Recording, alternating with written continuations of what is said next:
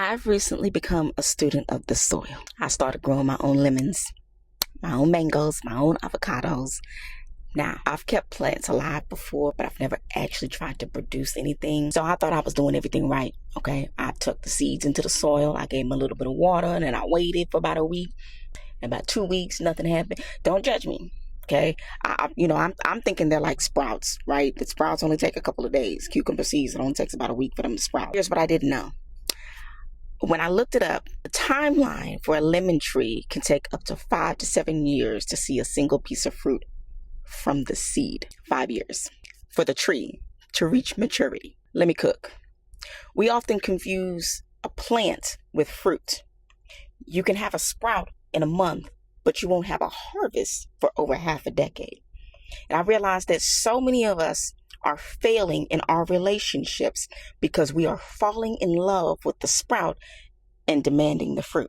We see a man or a woman who has God in his life. He's some kind intentions, and then we immediately try to build a kitchen around him to cook the fruit or the vegetable when he himself hasn't even grown or matured yet. Scripture says, you will know them by their fruits, not by their foliage.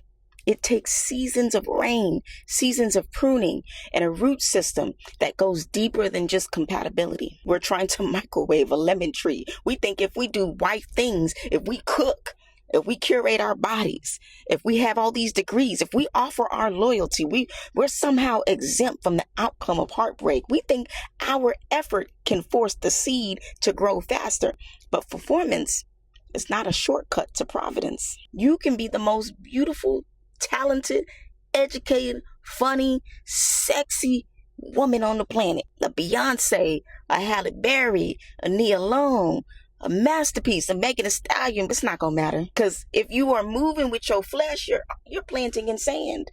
There's a massive canyon between a partner who has God and a partner who knows God. A person who has God uses him as an accessory.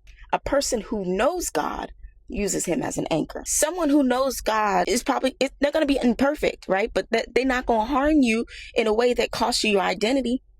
It won't make you trade your faith for their affection. When a man's body belongs to the Lord, he isn't out here hunting or chasing external validation. You don't have to be hunted when you're already planted in God's garden. He will come get you. Let me emphasize now, not a pastor, not a lukewarm Christian, not the good man cosplaying as the right man, not a man who's compatible, not the overperforming man, not the docile husband, because these men, they will still show up and derail you, destroy your life, have you in shambles. I used to provide a whole world for people who wouldn't even give me a plot of land. I was rushing, moving in my flesh, trying to do all the right things instead of the God things. And even when I did God things still fell short.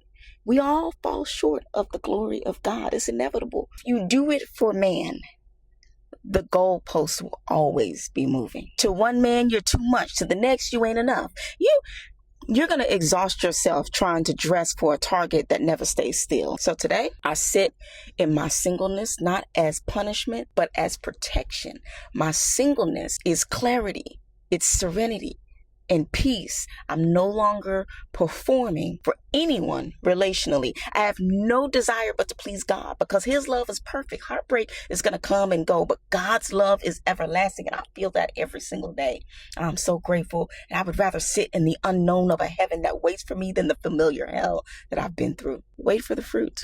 Don't submit your life to a sprout when God is calling you to wait for the harvest. Even a good man would rather still lose everything and will sacrifice his ego because he cannot handle giving up his flesh for the right woman. And if he is the right man, he will be willing to sacrifice his ego and his flesh to cover you, because he knows that the woman God has for him is worth every bit.